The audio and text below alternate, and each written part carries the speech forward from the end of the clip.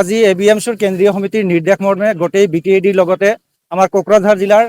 জিলা ABMCৰ উদ্যোগত লগতে বিভিন্ন আঞ্চলিক সমিতিসমূহৰ সহযোগত আজি এই বন্তি প্ৰজ্বলন কাৰ্যসূচী গ্ৰহণ কৰিছোঁ। আপোনালোকে নিশ্চয় জানে যে 1983 চনৰ আজি 18 ফেব্ৰুৱাৰী, এই 18 ফেব্ৰুৱাৰীৰ দিনটোতেই এই 18 ফেব্ৰুৱাৰীৰ দিনটো গোটেই বিশ্ববাসীয়ে এটা কলা দিন হিচাপে জানে এই দিনটোতেই মানৱতাৰ শত্ৰু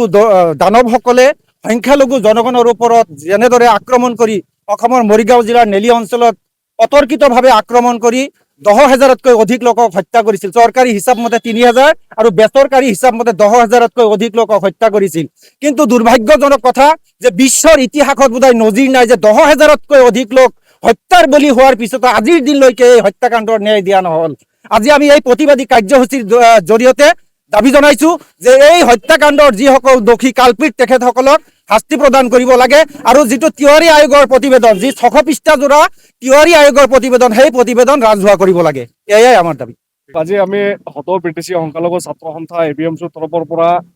গোটেই BTC জোৰা এনেকা আজি মানে কলা দিন আমি পালন কৰিছোঁ আৰু আজি গোটেই অসমৰ ধৰ্মীয় সংখ্যালঘু সমাজখনৰ কাৰণে এটা কলা দিন আৰু গোটেই অসমৰ ধৰ্মীয় সংখ্যালঘু মানুহখিনি আজি কলা দিন হিচাপে আজি 18 ফেব্ৰুৱাৰীৰ দিনটো পালন কৰি আহিছে। কাৰণ আপোনালোকে জানে 1983 চনৰ 18 ফেব্ৰুৱাৰী তাৰিখে গোটেই অসম নহয় গোটেই বিশ্বকবি যোৱা এটা মানে নেলি গণহত্যা হৈছিল আৰু এই সময়তে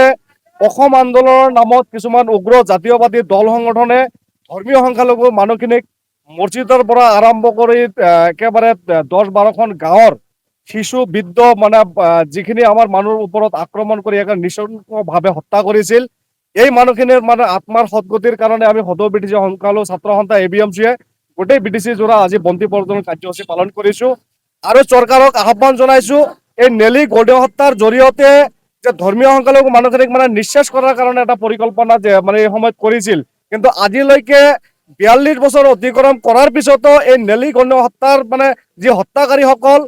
এজন হত্যাকাৰী আজিলৈকে গ্ৰেপ্তাৰ কৰা আমি চৰকাৰখনক দেখিবলৈ নাপালোঁ। এটাৰ পিছত এটা চৰকাৰ এইখন অসমত আহি মানে শাসনভাৰ তেখেতে পাৰ কৰি গ'ল, কিন্তু নেলি গণহত্যাৰ কাৰণে কোনো এখন চৰকাৰৰ মুখৰ পৰা এটা মাত নেলি হত্যাৰ কাৰণে আমি শুনা দেখিবলৈ নাপালোঁ। আৰু এই কাৰণে আপোনালোকৰ জৰিয়তে আজি আমি সদৌ BTC সংখ্যালঘু ছাত্ৰ সন্থাই আহ্বান জনাইছোঁ এই সময়ত নেলি গণহত্যাৰ যেতিয়াই হৈছিল তেতিয়াই অসম চৰকাৰে তথা ভাৰতবৰ্ষৰ চৰকাৰে এটা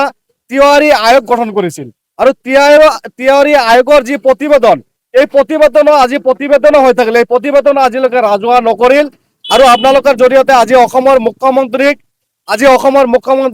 বিভিন্ন সময়ত আমি দক্ষ মুখ্যমন্ত্ৰী বুলি ক'ব পাৰোঁ। তেখেতৰ নেতৃত্বত মানে গোটেই সময়ত মানে তেখেতে যিকোনো কাৰ্যসূচীত যিকোনো বস্তুত মানে সৰব ভূমিকা পালন কৰা আমি দেখিবলৈ পাওঁ। আৰু এই কাৰণে আপোনালোকৰ জৰিয়তে আজি অসমৰ মুখ্যমন্ত্ৰী ডাঙৰীয়াক আহ্বান জনাইছোঁ আজি 42 বছৰ পাৰ হোৱাৰ পিছতো এইখন অসমৰ ধৰ্মীয় সংখ্যালঘু মানুহখিনিক আজি আমি বাৰে মানে এটাই দাবী উত্থাপন কৰি আহিছোঁ, আমাৰ দাবীৰ প্ৰতি গুৰুত্ব দি আগন্তুক দিনত তিৱাৰী যিটো প্ৰতিবেদন আছিলে তিৱাৰী প্ৰতিবেদন ৰাজহুৱা কৰি এই নেলি গণহত্যাৰ জৰিয়তে যিখিনি কালপিত এই গণহত্যাৰ লগত জড়িত আছিল এই কালপিতসকলক যাতে তেখেতে গ্ৰেপ্তাৰ কৰি মানে দৃষ্টান্তমূলক শাস্তি দিয়াত এইখিনি আমি সদৌ BTC সংখ্যালঘু ছাত্ৰ সন্থা ABMCয়ে দাবী উত্থাপন কৰিছোঁ।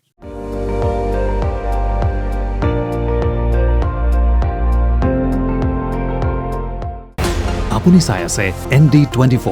সৰ্বশ্ৰেষ্ঠ নহয় সৰ্বোত্তমৰ দৌৰত।